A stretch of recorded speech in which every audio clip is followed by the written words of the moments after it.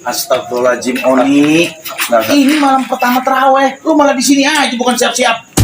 Malam pertama taraweh tuh masjid pada penuh. Teman-teman kita. Nah ini nih, ada Rahma di situ. Ada Rahma. Iya. Ya udah, Ustaz, saya taraweh dah. Ayo kalau gitu berangkat bareng sama Ustaz. Ada Rahma. Iya. Lu kok udah pulang aja, Oni? Iya. Ustaz bohong sama saya. Lah, bohong bagaimana? Katanya ada si Rahma. Saya cari-cari ke staf-staf perempuan kagak ada si Rahma. Astagfirullahaladzim. Maksudnya 10 hari puasa pertama itu ada rahmah, kasih sayang dari Allah, bukan ramah anak Haji Gopur. Saya pikir Rahma mantan saya kali. Lu niatnya sholat bukan karena Allah, karena rahmah. Biasaan.